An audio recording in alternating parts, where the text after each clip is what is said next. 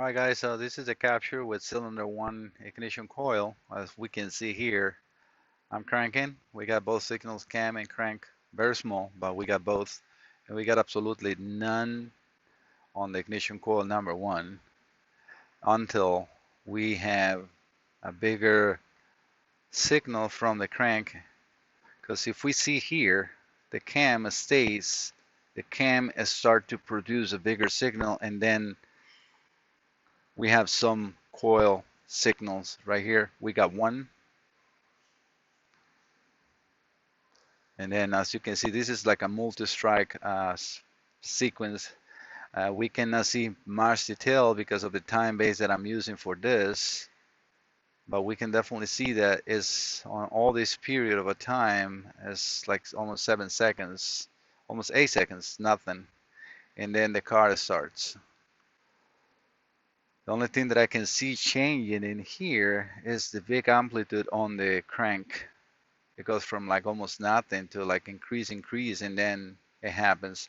Yes, the cam changes not that dramatically.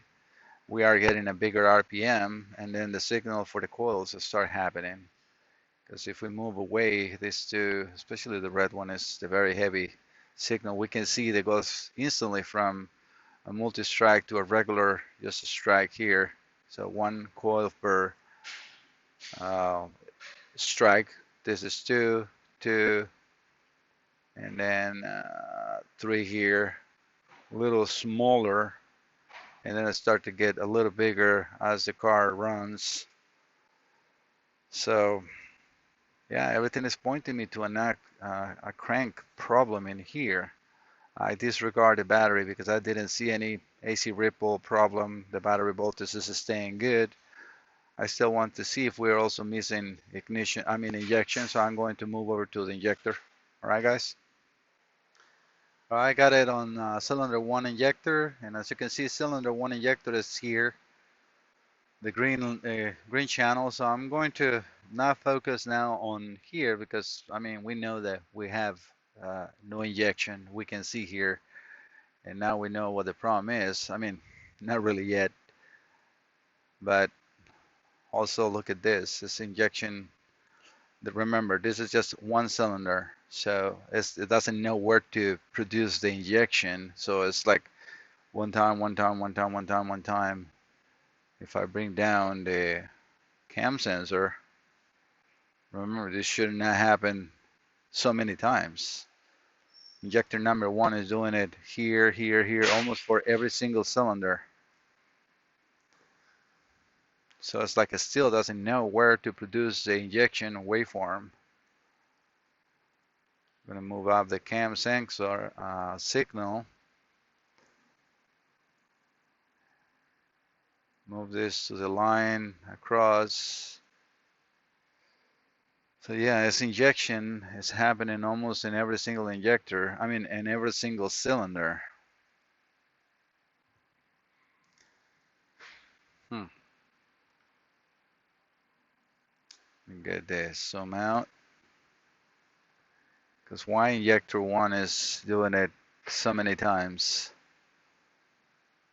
If we bring down the blue one, I'm going to change the size to reduce it actually, so we can compare to the injector signal without missing it.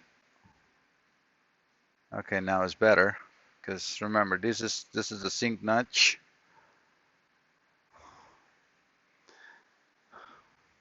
So it is happening in 1 every 720 here. One time, one time, one time, one time. That's what I wanted to see. You see right here? Because this is again 720 and did it 1, 2, 3, 4 times. So it didn't still knew where to start.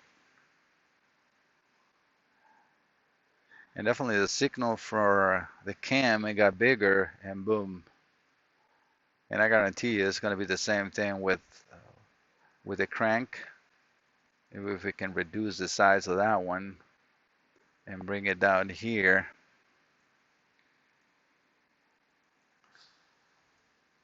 Remember, I reduced the size so we can see this a lot better.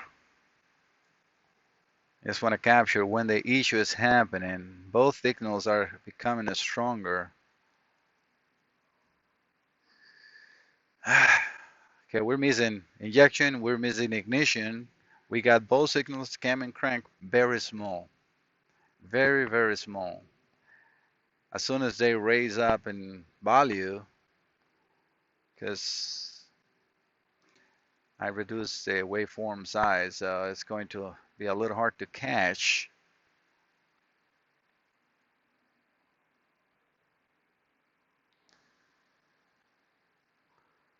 But I want to see when is actually now doing one injection at a time. The signal for the cam is about 5 volts. And when it's no injection, I mean, look at the size. You can see right here, it's so small. Even the notch itself is almost the same time, I mean, the same size as talking about the red capture, which is a crank. I mean, you can see as soon as it starts, it's a very big distinctive waveform.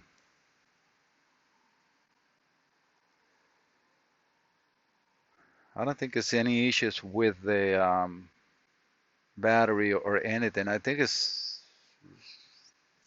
cam and crank sensors. Both are very small size. I'm gonna have to call these two guys because they produce their own signal. I'm sorry, but I mean, they should be producing a better signal.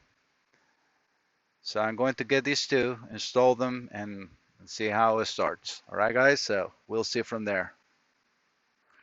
All right, guys, I got the scope ready to go again. I replaced the sensors. Let me show it to you. They're all motor craft. I got the coils in here, the spark plugs. These are the old sensors, and as you can see, those are the coils. Well, as you see, just the bags, but these are the coils. These are the spark plugs. I haven't cranked it, so we'll see. Hopefully, that's it, and we have no more issues on the cranking. I got the scope, like I said, ready to go. Time to crank it. One only thing I did is change the oil since I was waiting for the parts. Let me just double check, make sure no harness is going to be caught by anything. Now everything looks good. All right, here we go. Okay, the key's not in it. 1 second, guys, I'm putting the key in. All right. Still, we got a long cranking. Uh-oh.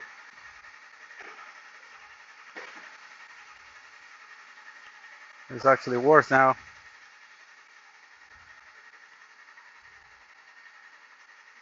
Something is not happening.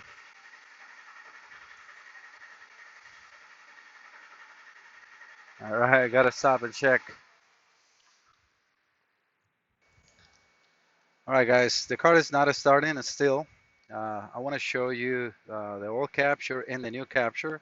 This is the new sensors. The values, as you can see, so red is crank and blue is cam. So we are having now a crank sensor with a almost 2.3 volt signal, top to bottom, and then a cam sensor with a 1.3, almost 2 voltage. How you call that? Amplitude. So I'm going to go over to the old capture. Let me just make sure. Yeah. So if we can see, I didn't click on it. That is the old one. So we have now on the old crank sensor 1.1 and then 870. So we definitely have a better amplitude signal. Something is not right. So looking at the old cam sensor, let's focus on here. The signal is a very nice and clean sine wave.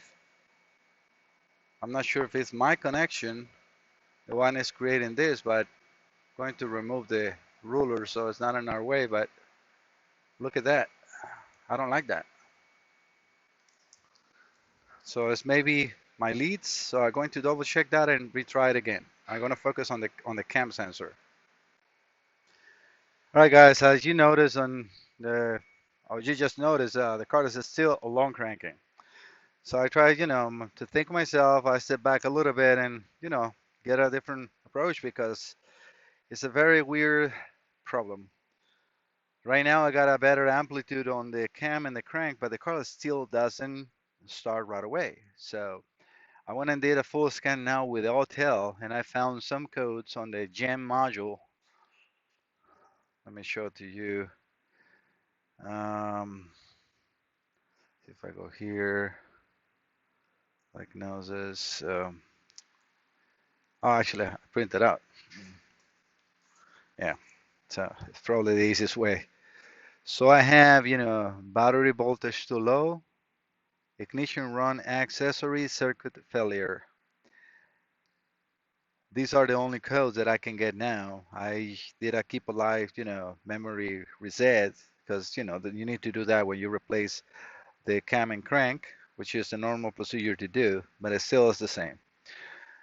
The only thing that I was able to change and do, which I should have recorded out with you guys, is if I leave the ignition on for 10 seconds and crank the car will start right away. I know that some of you guys will say, "Oh, that's fuel pressure." No, I did put a fuel gauge and I monitor the pressure. The pressure is the same, and I put the ignition. The pressure doesn't change.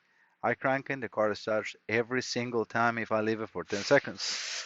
I call Keith DeFazio, my good friend, and he's like, "Dude, that sounds like maybe the ground or a power. Maybe a relay that is dirty, and then when you leave the ignition on, it kind of like builds up the voltage enough for the computer to allow the start, and that's why the car is starting better when you leave the ignition on for a little bit."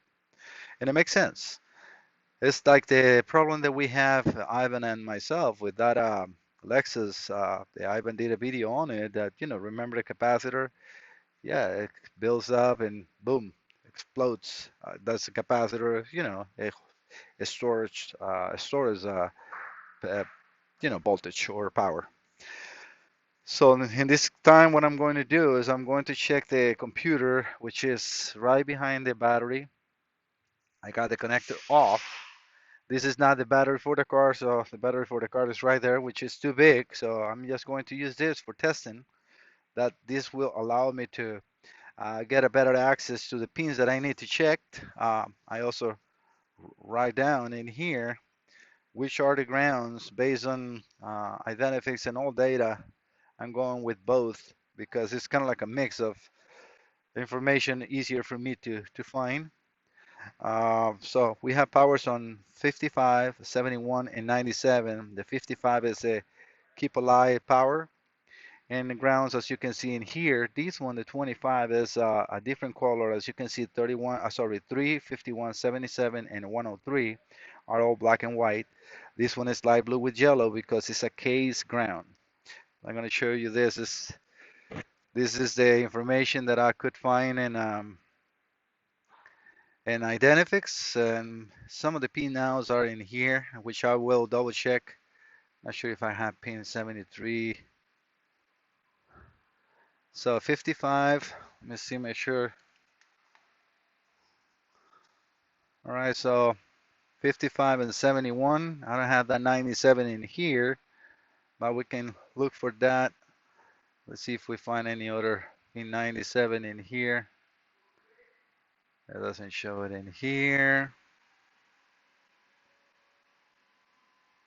87. So it doesn't show it on this for the 5.4. It might not be what I'm using for that. Is I went over to all data and I'm using the color wire diagrams because the OEMs are a joke. You'll see it's an old vehicle, so it's very hard to work with this. But I mean, I have to make it work. So I selected the grounds, as you can see here. So like I said, 103 and 77, and then 71 it says B power, and then 97 says B power as well. So, and if I follow this one, the only difference is the 71 and the 97, they get connected together. Probably that's why they're not um, put it in there as necessary to check, but I will because I mean it's a fit for the computer. So yeah, I might have it in one, and I'm not having it on the other one. And then it also feeds the fuel pump relay, crash fuel, shut off relay, and some other things in here. And it's coming from fuse 18. It's a 15 amp, and that is in the battery junction box, left side of the engine compartment. As far as the keep alive power, is just this one. And I look for an ignition power or something else that shows us that, ignition or battery, and I couldn't find anything that is described like that, not on any of these pins in here. So I hope that I got everything as I needed.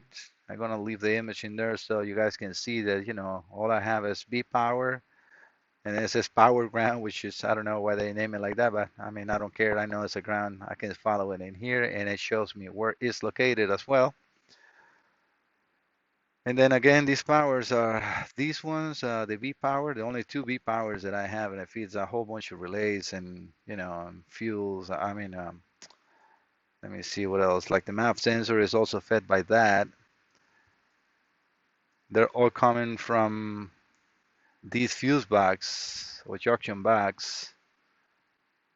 And it says there is, let me see, and it's actually powered by the PCM power relay. So I will be leaning into this one.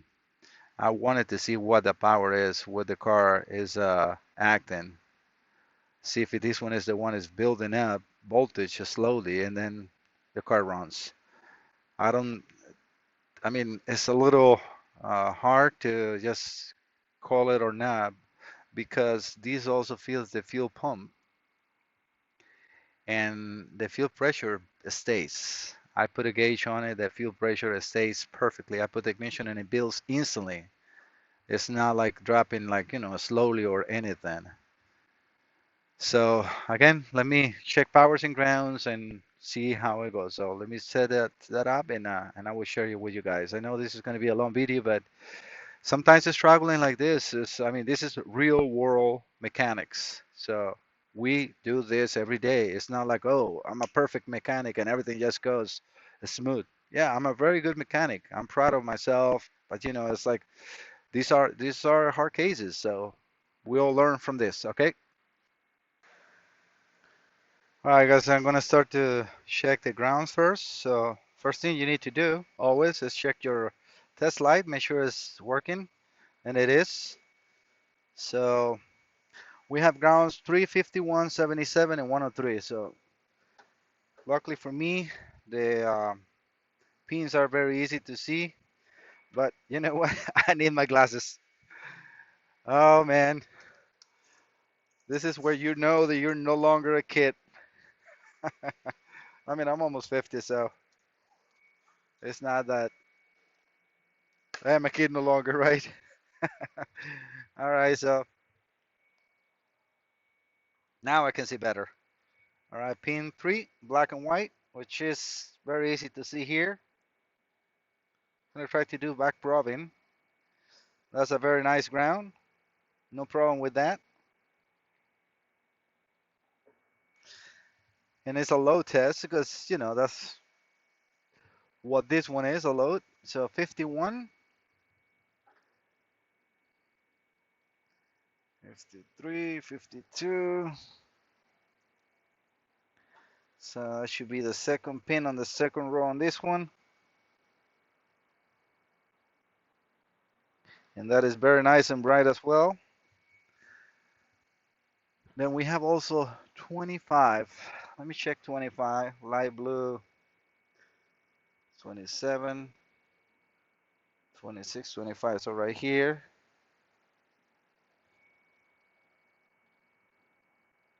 It is a very nice ground as well. 77.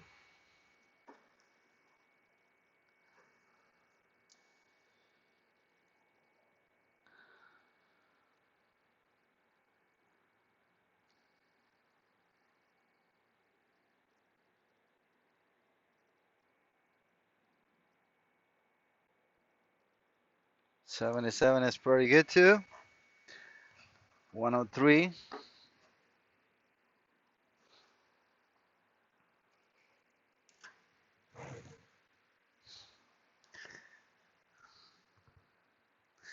Yeah, 103 is right here. And that is a very nice ground as well. And that's it. All my grounds are perfect. Okay, now I need to check powers.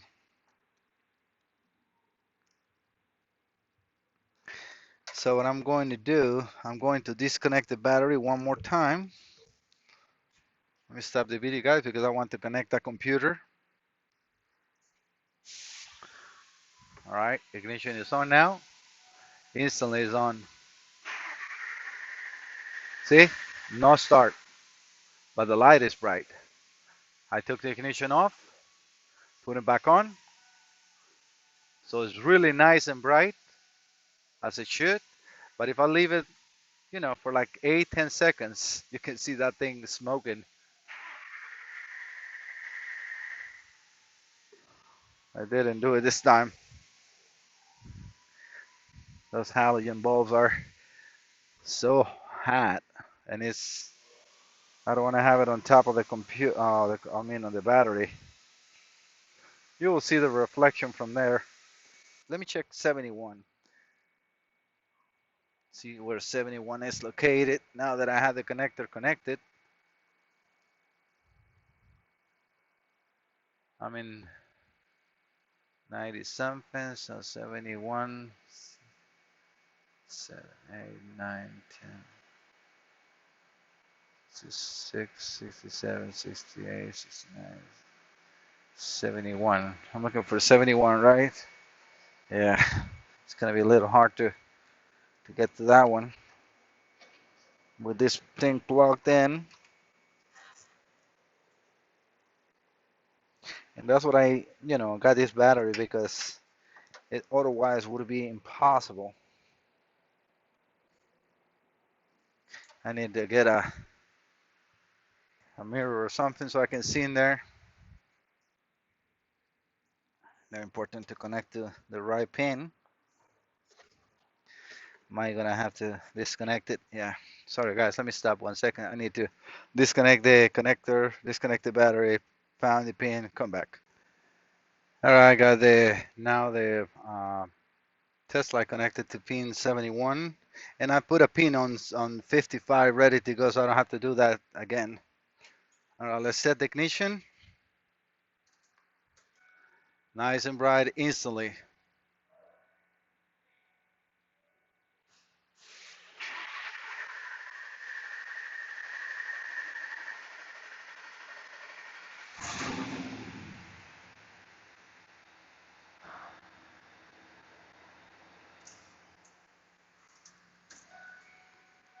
It's instantly.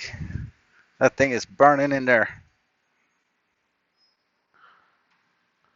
I'm gonna have to put a cover for this.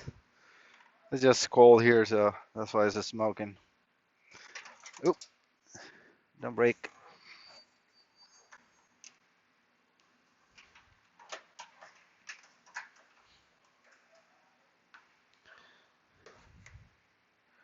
All right, like I said, I had another pin on the 55 for the next power, which is the keep alive. We can remove that. We know it's good. Sorry guys, I need to put this into one lead so I don't lose the pin.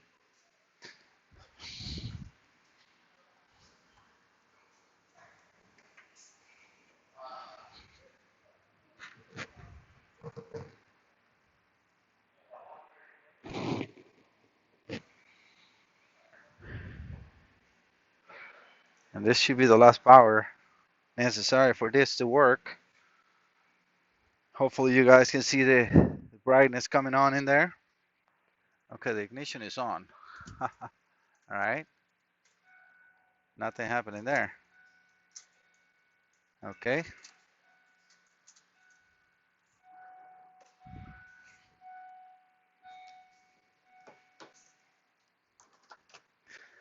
All right, nothing happening there. Am I doing a good contact? Did the test light broke?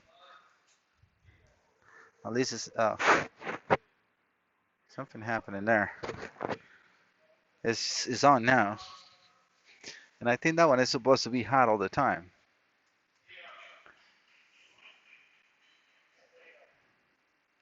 Yeah, that one is supposed to be hot all the time. And why is on now?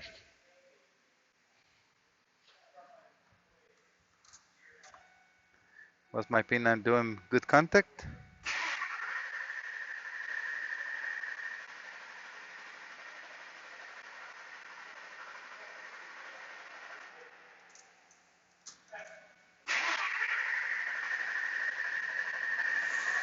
Yep, the light is good. Now we'll leave this. It's not setting a code. As you can see, it takes forever. But power is there. Doesn't go away. So all powers and grounds are good.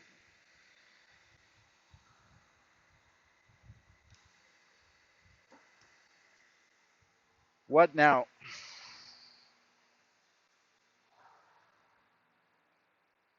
Let me read codes again in here. The scanner connector. So I'm gonna do an auto scan again. See if by lucky we got any codes. Powertrain module, just the P1000.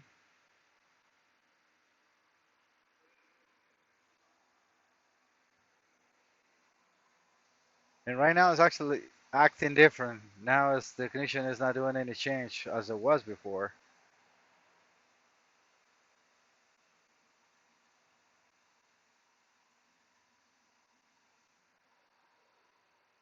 We got a gen code, only one this time.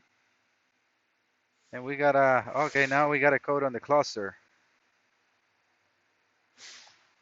That might be good. Let me get you guys here.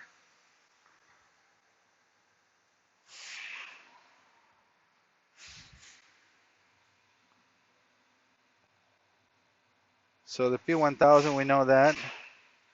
See, this is B1318, and we have a U1262. SPC, Standard Corporate Protocol Datalink fault. U1262. Let me see what that is. This is now taking a little longer with the ignition on, but it is doing the same thing. If I leave the ignition on a little longer, car starts right away. I want you guys to see that. I want to catch it on the video. So let me try to crank it this time. The ignition is on. Yeah, ignition is on. I'm going to try to crank it one more time. I'm cranking now. See, it started in like 2 seconds. I turn it off and I try to crank right away. And look, nothing. You see? Nothing. Leave the ignition on. Let's have a conversation for more than 15 seconds, guys. I want to stay in the video so you guys see that what I'm talking about is happening. If I leave the ignition on, the car will start in 2 seconds, which is perfect. But I'm not missing any powers or grounds for the PCM, though. It's got to be another module. Now, is that code on the instrument cluster happening because it's a long crank? Yeah, it might be. I mean, you got, something is losing communication or a power. So now let me start it. Okay, I'm going to crank it. You'll see the bell moving, but now, see, instantly. So it is a very weird problem.